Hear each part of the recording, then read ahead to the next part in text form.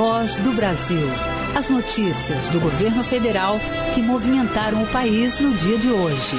Boa noite. Boa noite para você que nos acompanha em todo o país. Sexta-feira, 8 de novembro de 2024. E vamos ao destaque do dia: a vida nas favelas do Brasil. Recorte do Censo 2022 mostra que mais de 16 milhões de pessoas vivem nessas comunidades em todo o país. O governo federal tem um programa que garante obras de urbanização, melhorias em moradias e regularização fundiária em favelas. Luana Karen. E para melhorar a vida nas favelas, o governo vai destinar 5 bilhões e 200 milhões de reais dentro do novo PAC para o programa Periferia Viva. E a educação como porta para o futuro. Domingo é dia de milhões de estudantes cumprirem a segunda etapa do Exame Nacional do Ensino Médio. E o programa Pede Meia é o principal incentivo para que alunos de escolas públicas concluam a educação básica e busquem o ensino superior. E também na Voz do Brasil de hoje, o crescimento do mercado de criação de peixes. O aumento da participação feminina na aquicultura. E a parceria entre os Ministérios da Pesca e de Minas e Energia para estimular a produção em águas de represas federais. Hoje, na apresentação da Voz do Brasil, eu, Mariana Jungmann e Luciano Seixas. E acompanhe a gente ao vivo. Acesse radiogov.ebc.com.br ou o canal Gov na sua TV aberta. Mais de 16 milhões de brasileiros vivem em favelas e comunidades urbanas, de acordo com o censo do IBGE de 2022. A pesquisa mostra ainda que o número de favelas no país dobrou entre o censo de 2010 e o de 2022. Para melhorar a qualidade de vida de quem vive nessas comunidades, o governo federal tem o programa Periferia Viva, que investe em obras de urbanização, melhorias nas moradias e regularização fundiária. Luana Karen tem os detalhes. Quase 16 milhões e 400 mil pessoas moravam em uma das 12.348 favelas e comunidades urbanas existentes no país em 2022, o equivalente a 8% da população brasileira, segundo o censo do IBGE. O número de favelas praticamente dobrou na última década. Em 2010, foram identificadas 6.329 favelas e comunidades urbanas, onde residiam 6% da população do país naquele ano. Esse aumento pode ser explicado também pelo aperfeiçoamento tecnológico na operação censitária e um maior conhecimento do território. O gerente de pesquisas e classificações territoriais do IBGE, Jailson Luiz Servi, fala dos desafios para mapear esses espaços. Desde 2010, nós temos feito um mapeamento, uma atualização do mapeamento contínuo. É um trabalho bastante árduo, porque ele implica a identificação desses territórios, diferente de distritos, bairros e municípios que têm uma identificação e reconhecimento oficial. As favelas e comunidades urbanas, via de regra, não têm esse reconhecimento por parte dos órgãos públicos. De acordo com o censo do IBGE, a Rocinha, no Rio de Janeiro, era a comunidade urbana mais populosa em 2022, com mais de 72 mil habitantes, seguida por Sol Nascente, no Distrito Federal, com quase 71 mil habitantes. É lá, nessa região administrativa, a 35 quilômetros do centro de Brasília, que mora Bisa Araújo, coordenadora do Movimento dos Trabalhadores Sem Teto. Ela ajudou a idealizar uma das iniciativas vencedoras do Prêmio Periferia Viva, do Ministério das Cidades. No ano passado, foram contemplados com um prêmio de R$50 mil. O valor foi investido em capacitações e oportunidades para os moradores do Sol Nascente. Com o espaço melhorado, a gente conseguiu fazer aula de reforço aqui para a comunidade, para melhorar o ensino das crianças, dar um apoio pedagógico, fazemos roda de conversa com mulheres, fazemos economia solidária aqui, ensinando mulheres a ganhar dinheiro, que é no caso que a gente fez o curso de saboaria. E para melhorar a vida nas favelas, o governo vai destinar 5 bilhões e 200 milhões de reais dentro do novo PAC para o programa Periferia Viva, para obras de desenvolvimento urbano em 58 favelas e comunidades urbanas. O programa também prevê regularização fundiária e melhoria nas moradias. Outra medida do Ministério das Cidades é o Mapa das Periferias, uma plataforma virtual que agrega dados oficiais das vulnerabilidades e das potencialidades de cada local. No BNDES, 100 milhões de reais foram disponibilizados para financiar projetos que fomentam o empreendedorismo em comunidades urbanas e favelas. Essas e outras iniciativas fazem do Brasil exemplo para outros países. Durante o Fórum Urbano Mundial, que terminou nesta sexta-feira em Cairo, no Egito, o ministro das Cidades, Jader Filho, reforçou o compromisso do governo brasileiro de urbanização das favelas. Nós tivemos pela primeira vez um fórum que discutiu exatamente aquilo que o governo do presidente Lula tem pregado, que a gente cuidar das nossas periferias, para a gente levar infraestrutura, mas a gente também valorizar as nossas potencialidades, as soluções que partem da periferia. Entre as 20 favelas e comunidades urbanas mais populosas do país, 8 estavam na região norte, sendo 7 delas em Manaus. 7 estavam no sudeste. 4 no Nordeste e somente uma no Centro-Oeste. O censo 2022 também informa que Amazonas, Amapá e Pará são os estados com as maiores proporções de pessoas residindo em favelas e comunidades urbanas. Reportagem Luana Karen. O segundo dia do Enem, o Exame Nacional do Ensino Médio, está marcado para esse domingo. Na data, serão realizadas as provas de Ciências da Natureza e Matemática. Quem não foi ao primeiro dia do exame pode comparecer no próximo domingo, mas a pontuação vai servir apenas para autoavaliação de conhecimento. No entanto, a pessoa afetada por problemas logísticos ou doenças infecto-contagiosas no primeiro dia pode solicitar a reaplicação da prova. A solicitação deve ser feita entre 11 e 15 de novembro por meio da página do participante. A aplicação segue o horário de Brasília. Os portões se abrem às 12 horas e se fecham às 13 horas. As provas começam a ser aplicadas às 13h30 e acabam às 18h30. E para ajudar os alunos a permanecerem na escola e finalizarem os estudos, o governo conta com o incentivo financeiro do Pé de Meia. O programa é voltado a matriculados no ensino médio público, beneficiários do Cadastro Único para Programas Sociais. E o participante do Pé de Meia que faz o Enem é beneficiado com um auxílio de R$200. Mas para isso é preciso fazer os 2 dias de prova. A prova da segunda fase do Enem, do Exame Nacional do Ensino Médio, será no próximo domingo, dia 10 de novembro. Esta edição de 2024 tem 4.300.000 inscritos. Desse total, 1.600.000 são estudantes de escolas públicas que recebem o incentivo financeiro do programa Pé de Meia.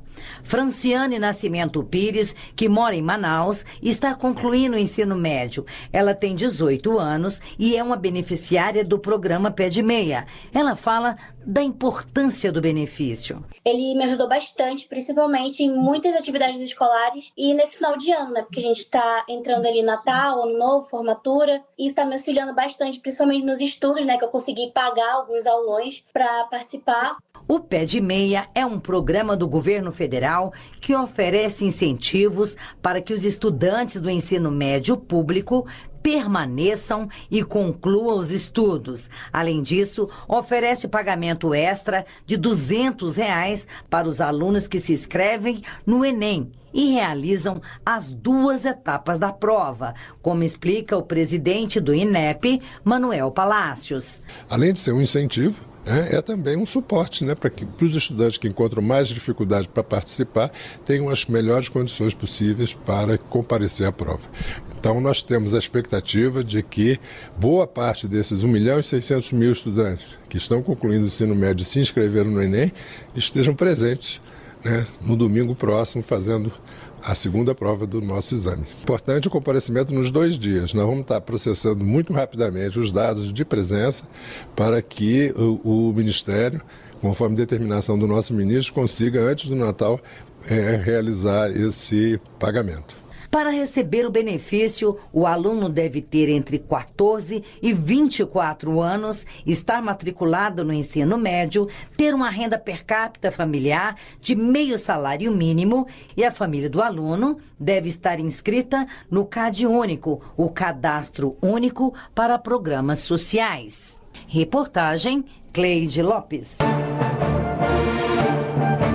O presidente dos Estados Unidos, Joe Biden, confirmou a presença na cúpula de líderes do G20, que reúne as maiores economias do mundo, mais a União Europeia e a União Africana. O encontro acontece nos dias 18 e 19 no Rio de Janeiro. Durante o evento, o Brasil vai lançar a Aliança Global contra a Fome e a Pobreza. Biden disse que os Estados Unidos vão aderir à iniciativa. A ligação foi feita pelo presidente dos Estados Unidos, Joe Biden, ao presidente Lula, no final da tarde de quinta-feira, e durou cerca de 30 minutos. O norte-americano confirmou participação na cúpula do G20, que ocorre nos dias 18 e 19 no Rio de Janeiro.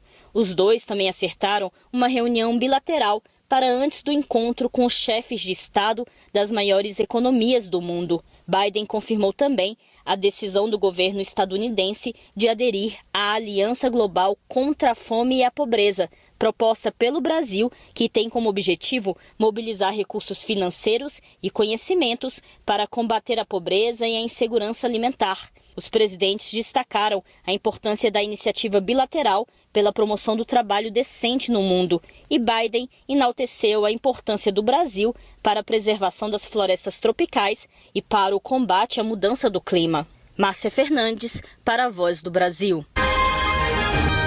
3 trilhões e 200 bilhões de reais. Esse é o valor estimado para o potencial de investimentos no setor de energia no país para os próximos 10 anos. E uma das prioridades é o desenvolvimento de projetos e tecnologias para a chamada transição energética, com fontes renováveis e limpas. Para isso, o Ministério de Minas e Energia quer ouvir contribuições de todos os setores da sociedade. Com a matriz elétrica quase 90% renovável, o Brasil é referência mundial na transição energética e no uso de fontes de energia limpa. De acordo com um estudo divulgado pelo Ministério de Minas e Energia, o setor pode receber investimentos de 3 trilhões e 200 bilhões de reais até 2034. A indústria de petróleo e gás natural será responsável por 78% dos investimentos. Ainda segundo o estudo, nos próximos 10 anos, a oferta interna de energia do país deve crescer 2,2% ao ano. E para garantir maior transparência e participação social no desenvolvimento das políticas energéticas, foi lançada a consulta pública do Plano Decenal de Expansão de Energia 2034, elaborada pela empresa de pesquisa energética e coordenada pelo Ministério de Minas e Energia. De acordo com o presidente da EPE, Tiago Prado, a ideia é coletar contribuições da sociedade para os próximos 10 anos e fornecer dados estratégicos ao mercado. O plano fornece ao mercado e aos tomadores de decisão, de forma geral, informações que permitem análises do nosso sistema energético e das condições de suprimento do Brasil. Temos a oportunidade de ser o celeiro energético de combustíveis sustentáveis. O ministro de Minas e Energia, Alexandre Silveira, destacou que a ferramenta é essencial para o desenvolvimento do setor, garantindo segurança energética, crescimento econômico e inclusão social. É isso que torna a nossa transição energética justa e inclusiva. Isso é geração de emprego e renda para a nossa gente. Isso é combate à pobreza energética. O plano aponta ainda um salto de quase 25% na demanda por energia nos próximos anos e um aumento de cerca de 40% na demanda por eletricidade. O formulário para envio de sugestões e contribuições está disponível no site do Ministério de Minas e Energia, em gov.br/MME. Reportagem Jéssica Gonçalves. O Brasil no mundo. Foi anunciada a abertura de comércio pelo governo de Singapura para que o Brasil exporte lagostas vivas àquele país. Este mês também foi autorizada a abertura do mercado de azeite de oliva nacional para o Marrocos e a de maçã para o Peru. Com isso, já são 273 mercados abertos em 61 países desde 2023. Em outubro, o número de aberturas de mercados para produtos agrícolas alcançou o segundo maior resultado da série histórica no comércio comércio internacional. No período, foram 34 novas oportunidades em 12 países. Os mercados contemplam diversas cadeias produtivas, com destaque para algodão em pluma e caroço destinados à Arábia Saudita, e também frutos secos de macadâmia para o Japão, além de carne de ovinos e caprinos para o Catar. A produção de peixes criados em viveiros teve um aumento de 3,7% em 2023, chegando a 124 mil toneladas. A aquicultura é um mercado que vem crescendo no país e tem atraído a participação das mulheres que estão se especializando nesse mercado. E o governo tem estimulado a aquicultura também em represas federais e lagos destinados à geração de energia elétrica. Tilápia, pacu, tambaqui e matrinchã são as principais espécies de peixes produzidas por aquicultores brasileiros e em 2023 foram produzidas 124 mil toneladas de pescados em águas da União, como reservatórios de usinas hidrelétricas, rios e açudes, que pertencem ao Estado brasileiro. Uma produção 3,7% maior em relação a 2022. De acordo com os dados divulgados pelo Boletim da Aquicultura em Águas da União, em 2023 houve um aumento expressivo da participação feminina no setor, de 17% entre 2022 e 2023. Hoje, elas ocupam 21% do mercado. Como a aquicultora Mariana Muratori, que produz tilápias para uma indústria que beneficia pescados em São Paulo. Ela acredita ser um exemplo para as mulheres que querem seguir o mesmo caminho que ela. Não teve um início fácil. Fui ganhando espaço, ganhando experiência e podendo ser inspiração para outras mulheres. O meu conselho para as outras mulheres seria se preparar e não desistir. A participação feminina na aquicultura é incentivada pelo Ministério da Pesca e Aquicultura. O Ministério criou o Prêmio Mulheres das Águas, que está na 2ª edição, que além de diploma, oferece bonificações às produtoras por meio de incentivos fiscais. Para o ministro da Pesca e Aquicultura, André de Paula, uma forma de valorizar o trabalho das mulheres. Reconhecer, evidenciar, dar luz, aplaudir, homenagear o valor, a importância central, o protagonismo que a mulher tem na aquicultura. Só no ano passado foram autorizadas 142 novas áreas para aquicultura, com potencial para geração de 5 mil empregos. Atualmente existem 1.413 áreas concedidas para a produção de pescados, e esse número deve aumentar ainda mais. Um acordo de cooperação técnica entre os Ministérios de Minas e Energia e da Pesca e Aquicultura vai garantir a produção de peixes em 74 reservatórios de hidrelétricas da União. Os produtores terão acesso a incentivos fiscais e programas de capacitação. Reportagem Nazi Brum. Para se inscrever no Prêmio Mulheres das Águas, é só acessar a página do Ministério da Pesca e Aquicultura na internet, em gov.br/MPA, até o dia 30 de novembro. A operação de desintrusão da terra indígena Munduruku, nos municípios de Jacaraícanga e Itaituba, no Pará, tem início neste sábado. A ação pretende remover invasores que realizam extração ilegal de ouro e garantir que o território permaneça exclusivamente com mais de 9 mil indígenas. A terra Munduruku foi homologada em 25 de fevereiro de 2004. A operação, que envolve 20 órgãos federais, é uma resposta à decisão do Supremo Tribunal Federal. O objetivo é preservar o meio ambiente e os direitos das comunidades indígenas. As Forças Armadas participam da operação. Além disso, os militares fiscalizam permanentemente as nossas fronteiras. E para atuar em locais mais distantes, eles contam com o apoio de indígenas. Recentemente, integrantes do Exército participaram de um evento de formação de jovens e lideranças de uma comunidade indígena no Pará. No norte do estado do Pará, no município de Óbidos, divisa com o Suriname, o Exército Brasileiro mantém o 1º Pelotão Especial de Fronteira Tiriós. O pelotão atua para que a soberania territorial não seja ameaçada. Para isso, exerce missões de repressão ao tráfico de drogas, animais silvestres e combate à exploração ilegal de recursos naturais. Ele fica situado a menos de 3 quilômetros da comunidade indígena Missão Nova, de etnia Tiriós, Recentemente, integrantes do Exército participaram de um evento de formação de jovens e lideranças naquela comunidade indígena. O encontro teve o objetivo de fortalecer o protagonismo das jovens lideranças, promover o diálogo intercultural, além de ampliar a integração entre os indígenas e o Exército. O tenente-coronel William Miranda Silva enfatiza a importância da proximidade com os indígenas. Eles nos ajudam a informar, como sensores de inteligência, a possibilidade de delitos transfronteiriços acontecendo aqui na região. Além de reforçar a segurança daquela comunidade, os militares auxiliam os indígenas com assistência em saúde, pois é do Exército o único médico da região, e com a logística de transporte em aeronaves da Aeronáutica, pois a única forma de chegar ao local é por meio aéreo, informou o tenente-coronel William.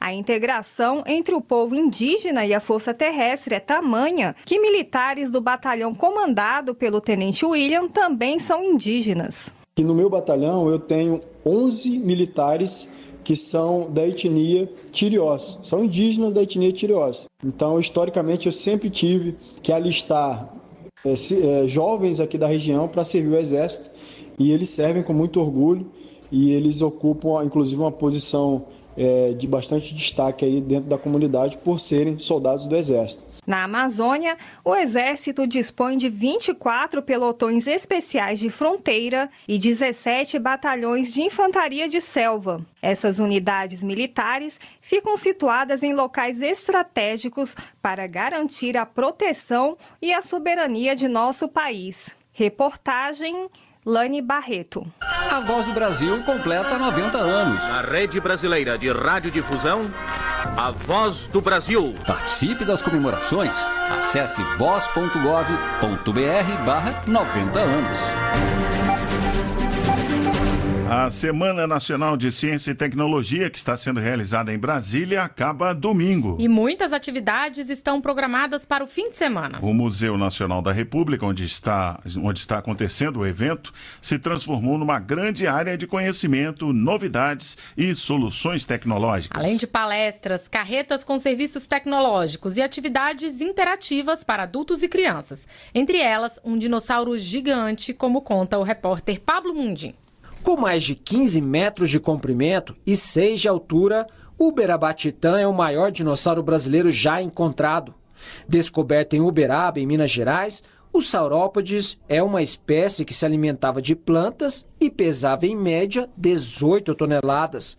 Um gigante, explica o estudante de biologia Jean Rodrigues. Ele podia alcançar, por exemplo, 27 metros de comprimento, que é bem assustador, que torna ele o maior dinossauro do Brasil. Pelos corredores da Semana Nacional de Ciência e Tecnologia, muito conhecimento e inovação. É possível até visitar a Fiocruz, no Rio de Janeiro.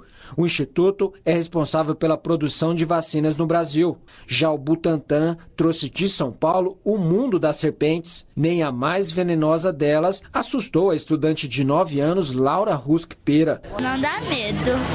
É estranho sentir as escamas dela, e ela é macia ao mesmo tempo. A Semana Nacional de Ciência e Tecnologia completa 21 anos. São oficinas, palestras, exposições, experimentos.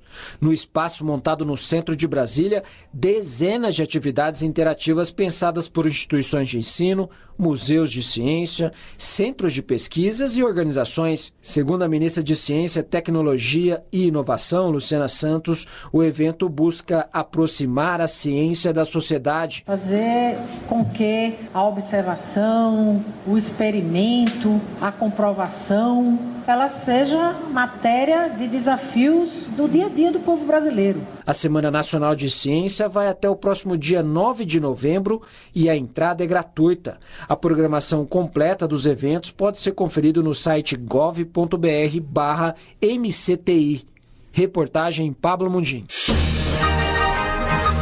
O preço médio da passagem aérea doméstica caiu 14,7% em setembro deste ano, em comparação com o mesmo período do ano passado. O valor passou de R$ 781 para R$ 666, segundo dados divulgados pelo Ministério de Portos e Aeroportos. Entre os motivos apontados pelo Ministério estão a redução no custo do querosene de aviação, aumento da oferta de voo e também o crescimento de assentos oferecidos aos viajantes. Todas as regiões brasileiras registraram queda nos preços, com destaque para o norte, com queda de 22%, e o centro-oeste, com redução de 18%.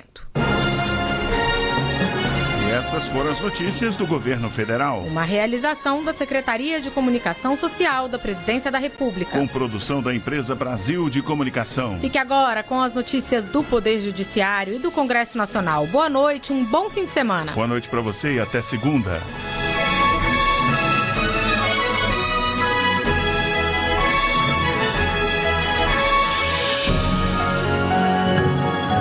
A Voz do Brasil. Governo Federal.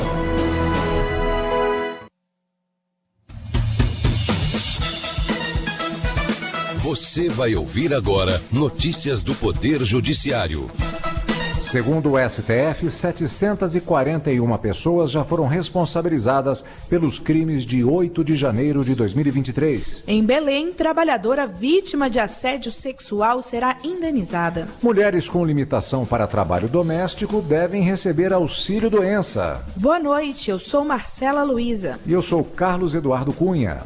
Supremo Tribunal Federal já condenou 265 pessoas e validou acordos com 476 acusados pelos atos de 8 de janeiro de 2023. No total, 741 pessoas já foram responsabilizadas penalmente. Marcelo Della Libera. Dos 265 condenados, 223 cometeram crimes mais graves e 42 foram sentenciados por crimes mais leves. 4 pessoas foram absolvidas e as demais estão sendo julgadas pelo Supremo Tribunal Federal. Até 18 de novembro, mais 15 pessoas serão julgadas pelos crimes mais leves, após se recusarem a firmar acordos. Além disso, foram firmados 476 acordos de não persecução penal com a Procuradoria-Geral da República. Nesse tipo de acordo, além de confessar os crimes, os réus se comprometem a uma série de condições, como prestar serviços à comunidade ou a entidades públicas. STJ considera legal limite de 1% para que rótulos informem sobre presença de transgênicos. O relator foi o ministro Francisco Falcão. Fátima Uchoa. Em ação civil pública do Ministério Público Federal e do Instituto de Defesa do Consumidor contra a União, o TRF1 manteve sentença que definiu que a informação sobre transgênicos deve estar no rótulo de todos os produtos, independentemente de limites. Porém, a segunda turma do STJ avaliou que o limite de 1% é suficiente para proteger o consumidor sem onerar a indústria, conciliando desenvolvimento econômico com segurança alimentar. Para o ministro relator Francisco Falcão, as preocupações com o uso dos transgênicos na indústria alimentícia eram compreensíveis há mais de 20 anos, mas hoje já se sabe que esse tipo de alimento não representa risco à saúde. Supermercado em Belém, no Pará, é condenado a indenizar operadora de caixa vítima de assédio sexual. Terceira turma do TST manteve a indenização fixada em R$50 mil. Larice de Paula.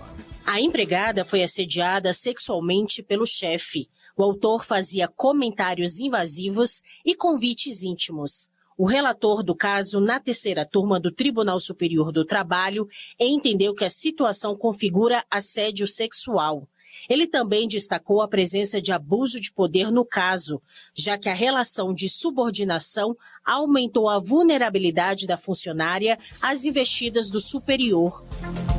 No Paraná, a Justiça Federal reconhece direito de 2 mulheres responsáveis por atividades domésticas do próprio lar a receberem o auxílio-doença. As duas têm limitações físicas que, segundo o laudo médico, incapacitam para as atividades de diarista e empregada doméstica, mas não para tarefas na própria casa. Neto Costa. Na sentença, a juíza explicou que as atividades domésticas realizadas no lar não são remuneradas, nem têm jornada de trabalho fixa, mas exigem esforço físico. Nesse sentido, ela reconheceu a incapacidade laboral das duas mulheres. A magistrada ressaltou ainda que não se pode diferenciar as atividades exercidas no âmbito do próprio lar daquelas desenvolvidas profissionalmente, como empregada doméstica ou diarista, sob pena de se reforçar o estereótipo que desvaloriza o trabalho doméstico. Justiça Federal determina fim de prática abusiva de transcrição de guias exigida por um plano de saúde em Alagoas. A ação foi proposta pelo Ministério Público Federal. Júlia Costa. A exigência de transcrição de guias obriga os beneficiários do plano de saúde a preencher um formulário próprio para autorização de exames e outros serviços médicos quando o pedido é feito por um médico não cooperado ao plano. O MPF considera que a conduta cria um obstáculo burocrático desnecessário para desestimular o uso de médicos não cooperados, contrariando o Código de Defesa do Consumidor. O mesmo plano de saúde já foi condenado por uma prática semelhante em 2013. Você acompanha outras notícias do Poder Judiciário em 104,7 FM para o Distrito Federal e em torno. Ou pelo canal 1.3 da TV aberta em Brasília. Ouça também pelo TuneIn de qualquer lugar do mundo. E baixe agora o TV Justiça Mais, disponível na loja de aplicativos do seu celular. Uma boa noite. E um bom fim de semana. Notícias do Poder Judiciário, uma produção da Rádio Justiça, Supremo Tribunal Federal.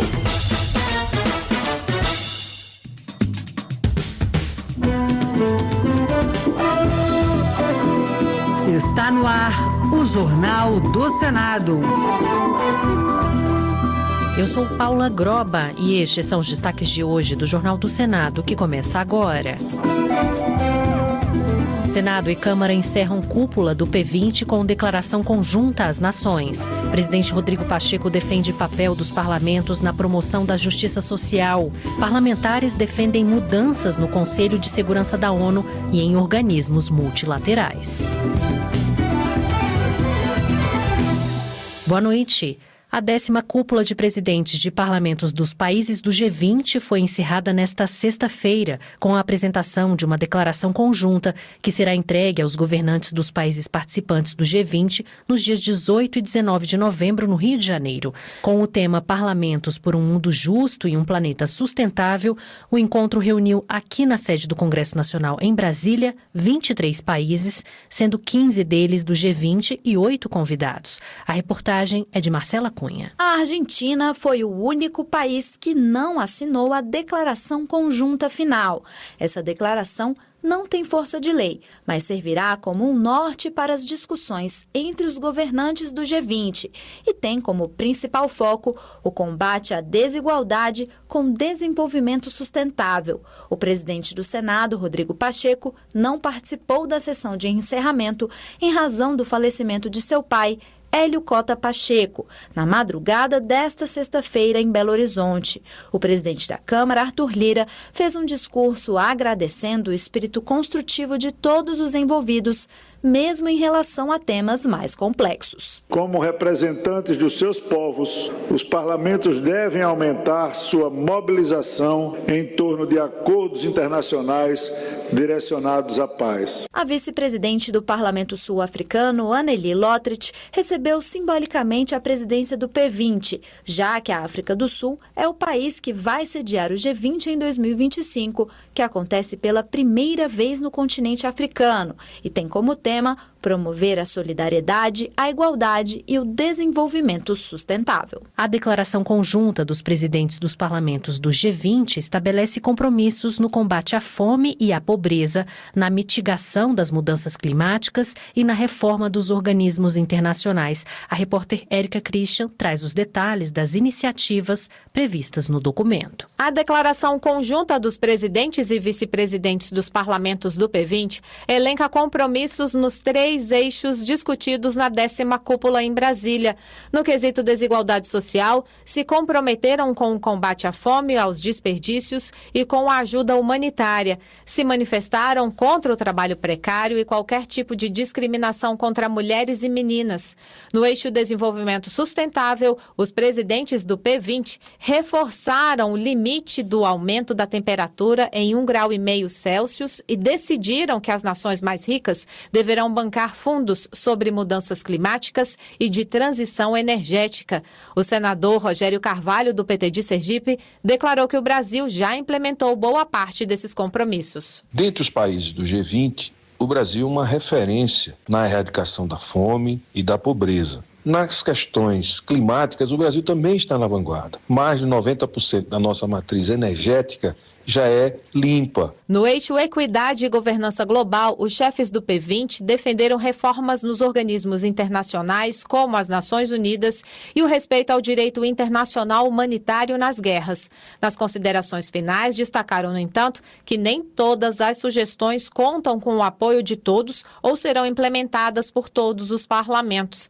Ao final, a Argentina decidiu se desvincular do documento. Antes do encerramento, parlamentares de países do G20 se reuniram para debater a nova governança global. Representantes de assembleias de países e blocos pediram a reforma do Conselho de Segurança da ONU, maior protagonismo para organismos multilaterais, apoio para a agenda ambiental e a ampliação da participação feminina nas instâncias decisórias. Repórter Bruno Lourenço. Membros do Parlamento Europeu, da Turquia, de Singapura, da África do Sul, Índia e do Brasil disseram que 5 países não podem representar o mundo. Selmira Sacramento, presidente do Parlamento de São Tomé e Príncipe, pediu mais pluralidade. Que o mundo em que vivemos não é homogêneo e devemos escolher as vozes dos países emergentes e em desenvolvimento nas nossas mesas de decisão.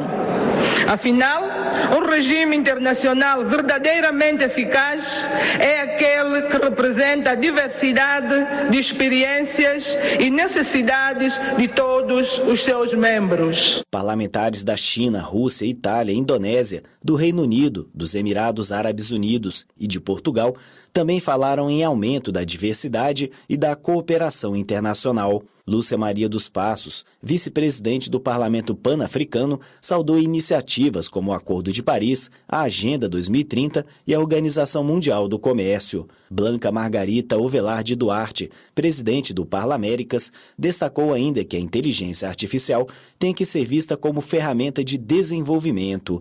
Javier Maroto Aranzábal, vice-presidente da Câmara Alta do Parlamento da Espanha, alertou que gigantes da tecnologia não pagariam impostos porque suas riquezas são medidas em gigabytes de informação. Outro tema amplamente debatido durante a reunião da 10ª cúpula dos parlamentos do G20 foi a concentração de renda e os conflitos armados como obstáculos à segurança alimentar global. Para o presidente do Senado brasileiro, o papel dos parlamentos é fundamental na promoção da justiça social. Repórter Pedro Pince. Os parlamentares do G20 apontaram 2 fatores que inviabilizam as políticas públicas de combate à insegurança alimentar: as políticas inadequadas de distribuição de renda e o agravamento de conflitos geopolíticos. Eles participaram da primeira sessão de trabalho do P20 com o tema A Contribuição dos Parlamentos no Combate à Fome, à Pobreza e à Desigualdade. Para o presidente do Senado, Rodrigo Pacheco, diante desse cenário alarmante, o papel dos parlamentos é essencial para desenvolver soluções e promover a justiça social e econômica. O compromisso e a cooperação entre nações são fundamentais para construir um futuro sem fome, sem pobreza e sem desigualdades sociais extremas, com marcos jurídicos que efetivamente enfrentem esses desafios. A presidente do Parlamento do Mercosul, Fabiana Martim, informou que 670 milhões de pessoas seguirão enfrentando a crise alimentar na próxima década se não forem tomadas medidas efetivas, conforme dados da Organização das Nações Unidas para a Agricultura e Alimentação, a FAO. Ela reforçou o papel do parlamento em conter o impacto devastador de políticas inadequadas. Es urgente entender que el hambre y la inseguridad alimentaria no son consecuencias de factores externos solamente, sino que son el reflejo de decisiones políticas. La mala distribuição e o acesso à desigualdade perpetuam a miséria e o hambre. O parlamentar da China, Deng Xiaoxin, criticou a polarização política, que, na sua opinião, contribui para a instabilidade no preço dos alimentos e o aumento da desigualdade. Já o presidente da Câmara Baixa do Parlamento do Reino Unido, Lindsay Hoyle, citou as guerras da Ucrânia e de Gaza como fatores de aumento da fome e da miséria.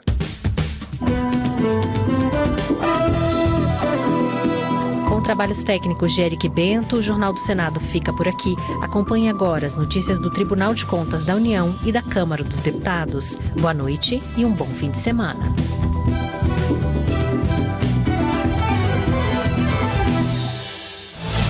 Minuto do TCU.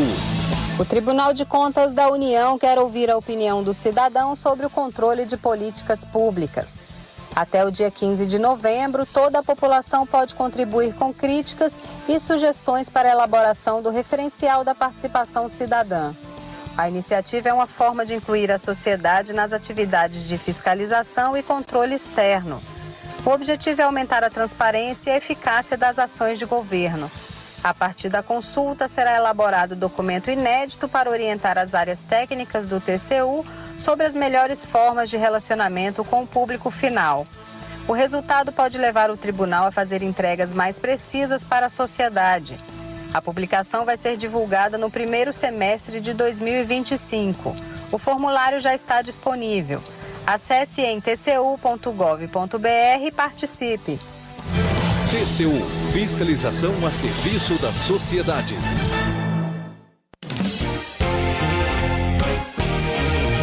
Jornal Câmara dos Deputados.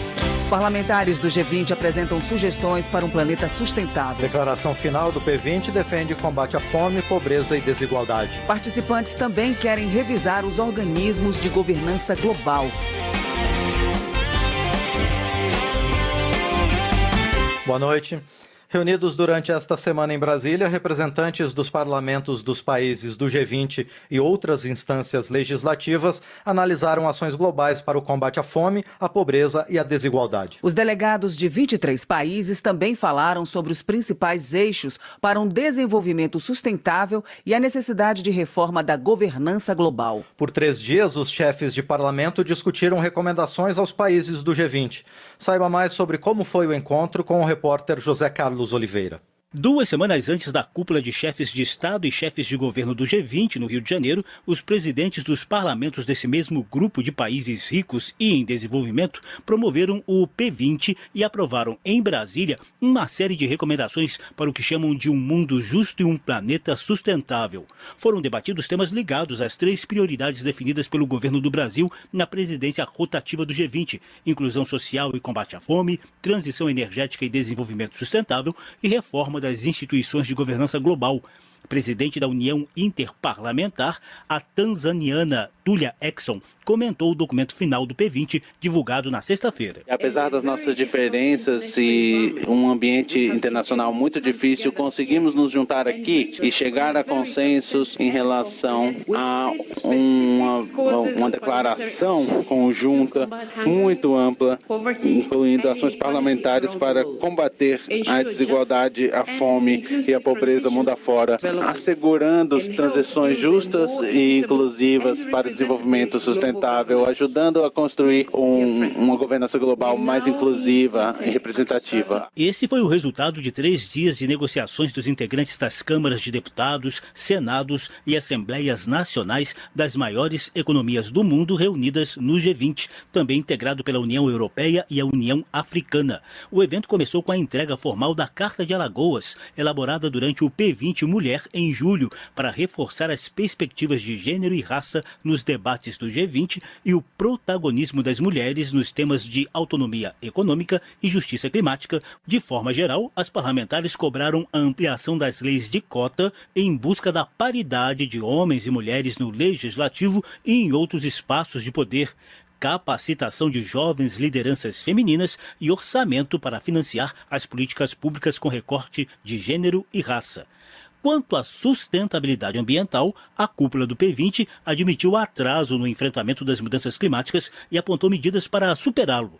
Faltando 6 anos para o cumprimento da chamada Agenda 2030, os objetivos do desenvolvimento sustentável estão longe da implementação.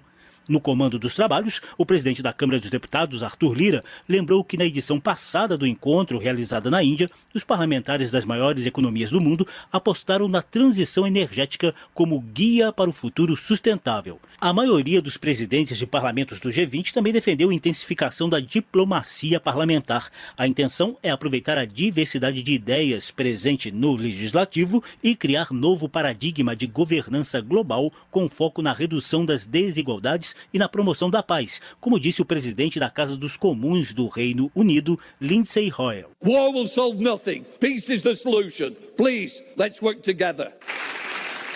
Durante os 3 dias de encontros e negociações em Brasília, o P20 envolveu 344 participantes, sendo 27 parlamentares de 23 países, incluindo 17 do G20. Parlamentares norte-americanos não compareceram devido ao processo eleitoral nos Estados Unidos. Da Rádio Câmara de Brasília, José Carlos Oliveira. Combater a fome e a pobreza depende de decisão política, afirmam parlamentares do G20. A repórter Maria Neves acompanhou as discussões do grupo. Combater a fome no mundo depende de decisão política, defenderam participantes do painel a contribuição dos parlamentos no combate à fome, à pobreza e à desigualdade. O debate ocorreu no segundo dia do P20, a reunião dos presidentes de parlamentos dos países do G20. A presidente do Parlamento do Mercosul, Fabiana Martins, destacou que em 2023 o mundo retrocedeu no combate à insegurança alimentar e a fome voltou aos níveis de 2008. Atualmente, a Organização das Nações Unidas estima que cerca de 800 milhões de pessoas vivam com fome. O aumento, segundo ressaltou Fabiana Martins, tem causas como a pandemia de Covid-19, guerras e a crise climática. Mas, como disse a parlamentar do Mercosul, também resulta de decisões políticas. O mundo produz alimentos suficientes para alimentar toda a população. Em que estamos errando? Ou, no pior dos casos, a quem interessa essa situação? Se não atuarmos para o 2030, mais de 582 milhões de pessoas seguirão cronicamente subalimentadas.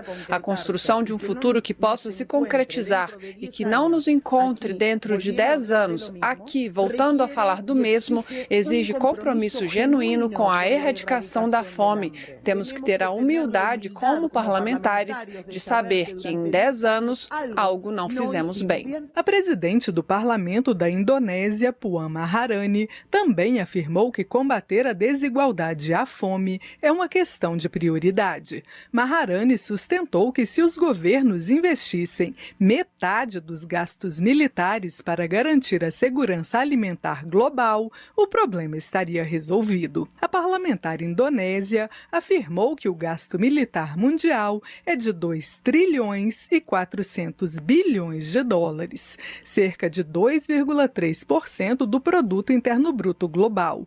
No combate à fome, em compensação, são investidos cerca de 10% desse valor, menos de 224 bilhões de dólares, segundo disse Puan Maharani. It is a matter of political decision.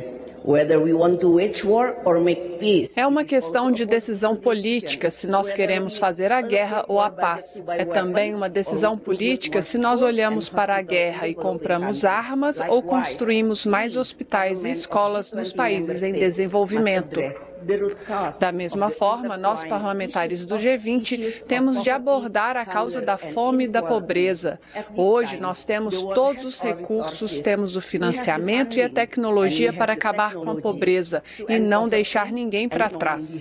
Mas talvez não tenhamos o compromisso suficiente.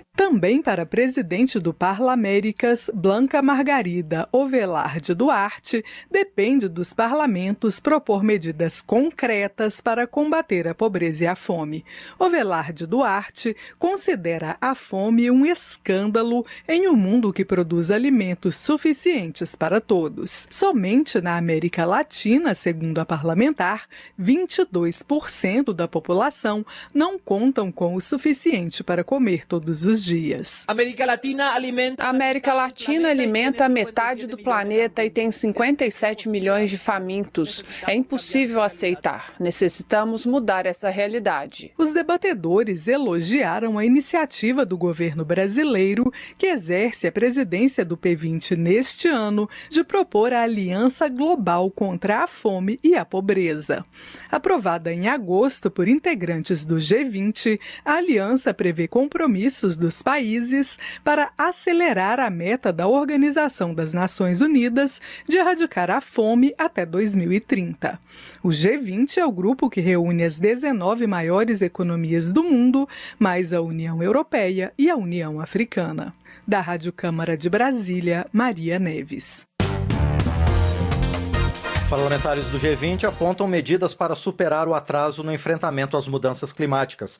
O repórter José Carlos Oliveira acompanhou os debates do P20. A cúpula dos parlamentos dos países que integram o G20 admitiu atraso no enfrentamento às mudanças climáticas e apontou medidas para superá-lo. O debate ocorreu durante a reunião sobre o papel do P20 na promoção do desenvolvimento sustentável. No comando dos trabalhos, o presidente da Câmara dos Deputados, Arthur Lira, lembrou que na edição passada do encontro realizado na Índia, os parlamentares das maiores economias do mundo apostaram na transição energética como guia para o futuro sustentável.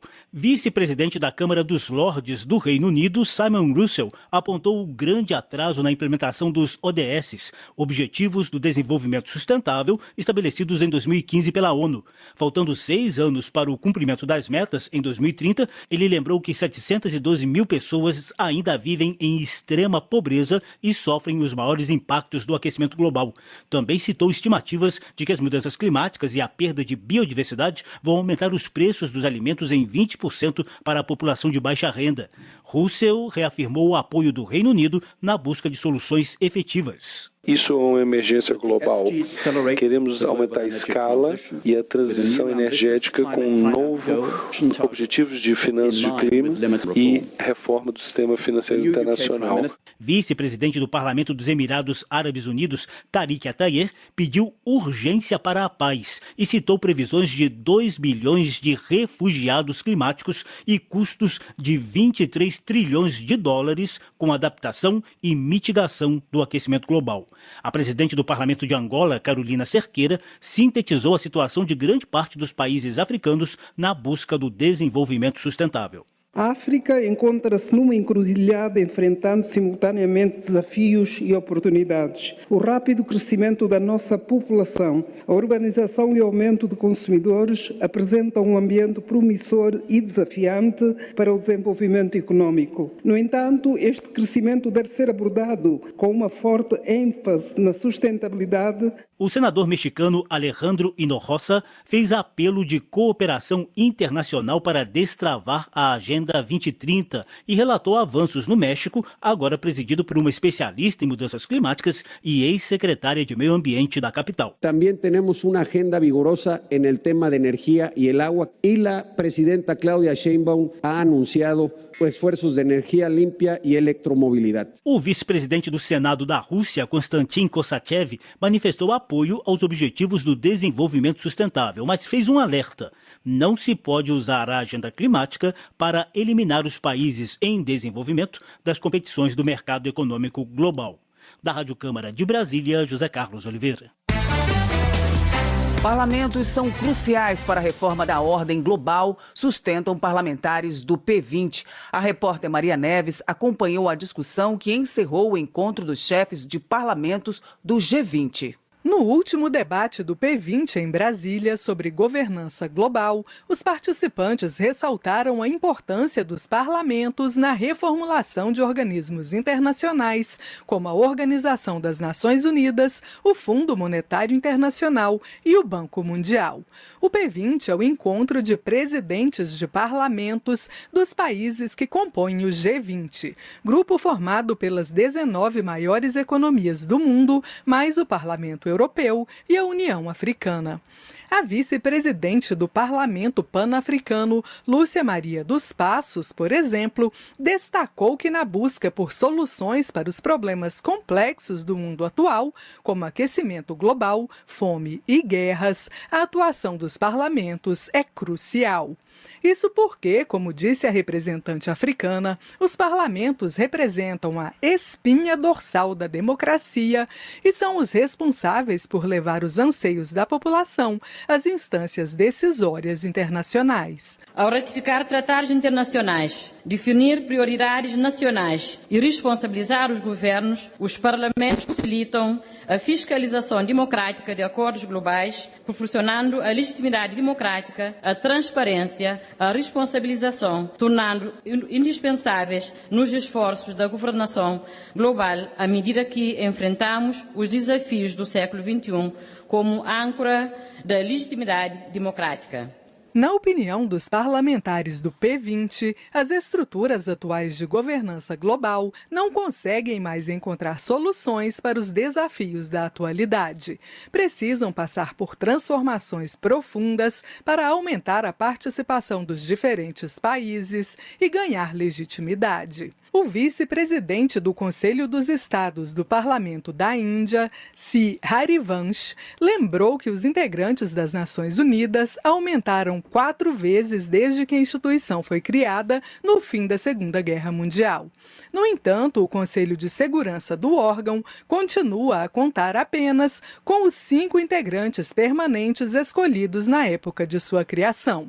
Atualmente integram o Conselho de forma perene somente Estados Unidos, China, Reino Unido, França e Rússia. Com essa formação limitada, Shri Harivansh ressalta que o Conselho tem muita dificuldade em fazer o seu papel e perdeu a credibilidade.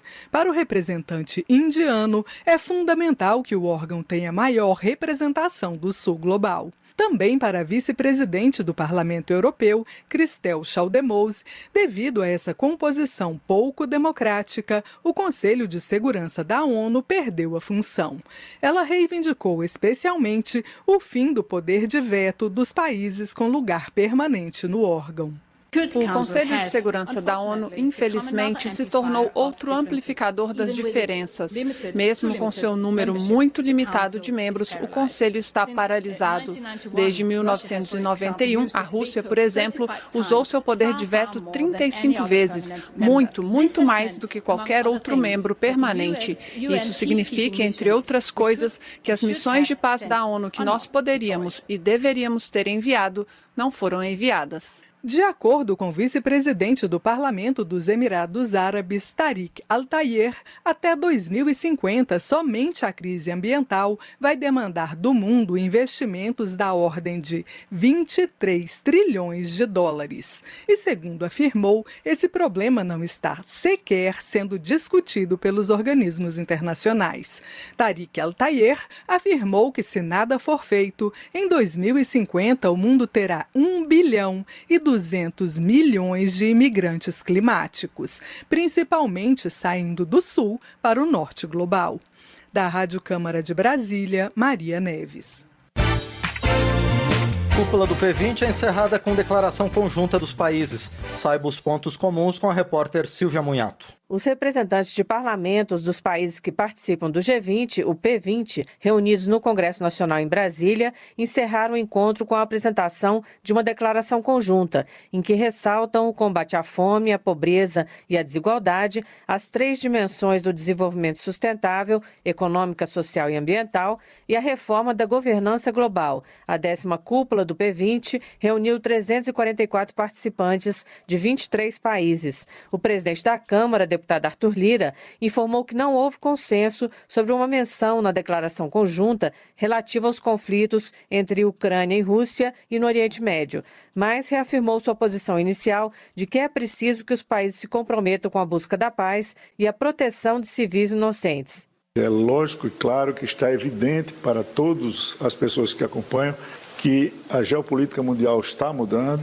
e que os organismos de contenção e que buscam sempre a paz, o equilíbrio, em garantir a vida de civis inocentes, eles estão perdendo força pela forma como atuam e como passaram a atuar depois de eventos importantes no século passado que precisam ser revistos para a atualidade dos tempos nesse ano. Lira passou a presidência do P20 para a África do Sul, local do próximo encontro do G20 em 2025. A vice-presidente da Assembleia Nacional da África do Sul, Anneli Lotriet, disse que o encontro tratará de solidariedade, igualdade e desenvolvimento sustentável. Ela manifestou sua preocupação com o cumprimento dos Objetivos do Desenvolvimento Sustentável firmados nas Nações Unidas e que deveriam ser alcançados até 2030. Dear colleagues, we are sitting on a ticking time. A cúpula do P20 de 2025 servirá como uma plataforma central para os parlamentares refletirem sobre essas questões globais críticas a partir de uma perspectiva parlamentar.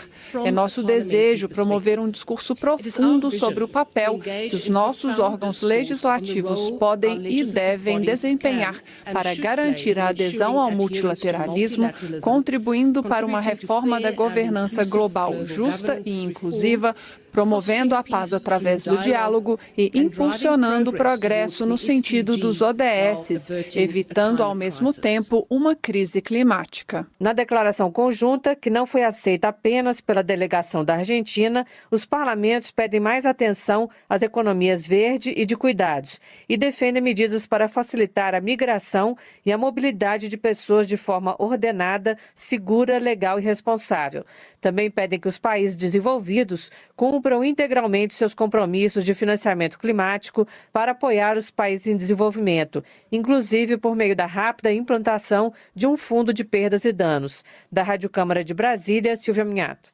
Termina aqui o Jornal Câmara dos Deputados, com trabalhos técnicos de Everson Urani e a apresentação de Márcio Aquiles Sardi e Val Monteiro. A Voz do Brasil volta na próxima segunda-feira. Boa noite e bom final de semana.